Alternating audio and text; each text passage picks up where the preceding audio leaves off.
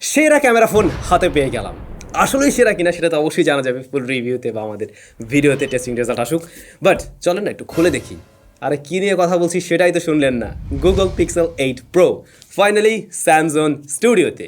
মোটামুটি সবাই কিন্তু একই গোয়ালের গরু, মানে স্লিম বক্স, যেমনটা লাস্ট কয়েকটা ভিডিওতে আপনারা দেখছিলেন। কেউ আর এখন চার্জার দেয় না, তো ওরাও দেয়নি, বরাবরই আমরা এমনটা দেখে আসছি।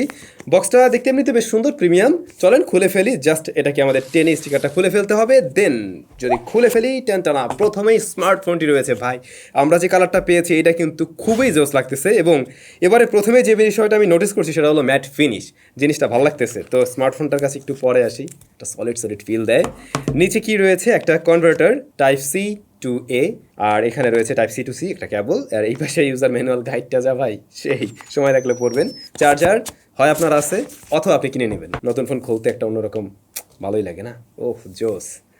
এবারে না ফোনটা হাতে নিলে বোঝা যায় আগের থেকে একটু রাউন্ডেড হয়েছে, মানে এই যে সাইডের অংশগুলো না আগের থেকে একটু রাউন্ডেড, প্লাস রিয়ার প্যানেল আমরা একটু ম্যাট ফিনিশ টাইপের দেখছি, এবং এই কালারটা খুবই সুন্দর।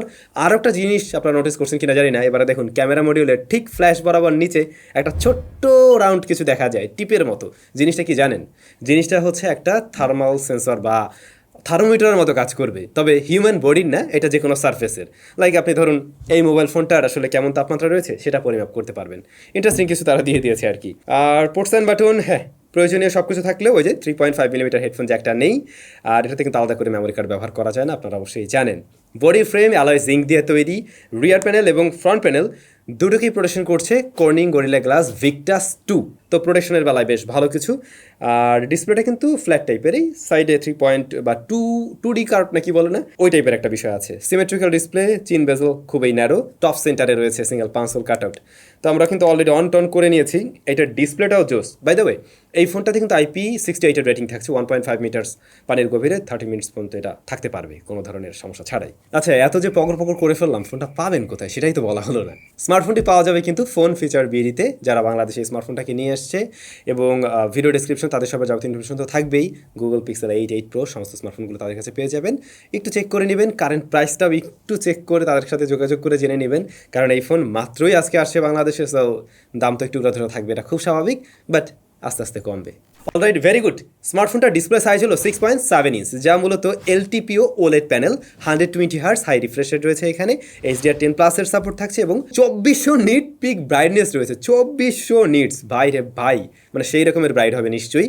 আর এটা অবশ্যই QHD+ রেজোলিউশনের একটা ডিসপ্লে, তো একদম ফ্ল্যাগশিপ লেভেলের ডিসপ্লে, সেটুকু আমরা বুঝতে পারছি। হাতে পাওয়ার পর থেকে অনটন করতে গিয়ে যতটুকু ব্যবহার করতে হয় টুকটাকভাবে ব্যবহার করছিলাম, তো সে সমস্ত জায়গা থেকে ডিসপ্লেটা অবশ্যই ভালো লাগছে। আমরা ছবি তোলার জন্য একটু ছাদে গিয়েছিলাম, তাতেও দেখলাম ব্রাইটনেস তো ভাই যথেষ্টই ভালো, মানে 2400 নিটস পিক ব্রাইটনেস, এটা মোর দেন এনাফ, তার থেকেও বেশি বলা যায়। সো ডিসপ্লে নিয়ে আমার আপাতত কোনো ধরনের কোনো কিছু চোখে পড়ে নেই যে কমপ্লেন করে ফেলবো। আমরা ফুল রিভিউ পর্যন্ত ওয়েট করি, দেখা যাক কোনো ধরনের কোনো ইস্যু দেখা দেয় কিনা। এই স্মার্টফোনটা কেনার পিছনে অন্যতম আর একটা আকর্ষণীয় কারণ হতে পারে ফিউচার আপডেটের বিষয়টা। আপনারা হয়তো অলরেডি জেনে ফেলছেন, গুগল এটাতে 7 বছরের অ্যান্ড্রয়েড আপডেট দেবে। 7 বছর, চিন্তা করা যায়? মানে আপনি যদি 2023-এ কেনেন, তার মানে কি 2030 সালেও আপনি এটা লেটেস্ট অ্যান্ড্রয়েডে রান করতে পারবেন। কারণ 7 বছর আপনি এই ফোন ব্যবহার করবেন কিনা এটা হলো গিয়ে বিষয়। আর এটা রান করতেছি কিন্তু অ্যান্ড্রয়েড 14 দিয়ে, যেহেতু গুগলের ফোন, এটাতে একদম স্টক অ্যান্ড্রয়েড থাকবে, এবং এখানে কোনো আমরা উল্টাপাল্টা কিছু দেখবো না। মানে অন্য ফোনগুলোতে যেমন দেখি স্ক্রিনটা একটু ভারী করা থাকে, অনেক কিছু থাকে, এটা একদম ক্লিন স্টক ইউআই। প্রসেসর হিসেবে রয়েছে গুগল টেন্সর Z3, যা মূলত 4nm তৈরি করা একটা প্রসেসর। এটার সাথে র্যাম পাওয়া যাবে 12GB প্রত্যেকটা ভ্যারিয়েন্টে, তবে স্টোরেজ ভ্যারিয়েন্ট কয়েকটাই রয়েছে, 128GB, 256GB, 512GB and 1TB তো আপনি এই ফোন কিনতে পারবেন। আলাদা করে মেমোরি কার্ড ব্যবহার করার সুযোগ নেই, তো যার যেটা লাগবে বুঝে শুনে ওইভাবে নিশ্চয়ই নেবেন।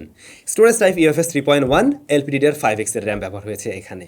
পারফরমেন্স সেকশন আপাতত দৃষ্টিতে বেশ ভালো লাগছে, তবে এই স্মার্টফোন অন করতে গিয়ে বা আমরা যখন কিনা বিভিন্ন অ্যাপ্লিকেশন ইনস্টল করছিলাম, এই সমস্ত জায়গায় ইভেন বেঞ্চমার্কিং করতে গিয়ে আমরা দেখলাম যে এটা মোটামুটি ভালোই গরম হচ্ছে, হাতে একটা ফিল দেয়। মেটাল বডির ফোন, রিয়ার প্যানেলে গ্লাস, দ্যাটস একটা ফিল পাবেন, সেটাই স্বাভাবিক। তবে থার্মাল থ্রোটলিং আসে কি না, গেমিং পারফরমেন্সে কী অবস্থা, বা অনেক লং টাইম ছবি তুলতে গেলে, ভিডিও রেকর্ড করতে গেলে কী অবস্থা হয়, সে সমস্ত আমরা অবশ্যই ফুল রিভিউতে জানাতে পারবো। আপাতত সে সমস্ত ব্যাপারে কোনো নলেজ নেই।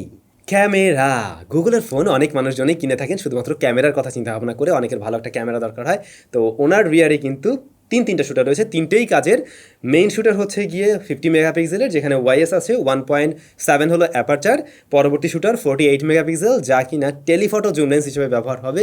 ভালো বিষয় যে একটা টেলিফটো জুম লেন্স, সেটা আবার 48, দেন 48 মেগাপিক্সেলের আলট্রা ওয়াইড শুটার। তো প্রত্যেকটা শুটারেই কিন্তু মানে বোঝাই যায় যে খুবই কাজের কিছু। আমরা কয়েকটা ছবি টবিও শেয়ার করে দিলাম, খুব বেশি কিছু তুলতে পারি নাই, তো মোটামুটি এরকম একটা রেজাল্ট পাওয়া যাবে।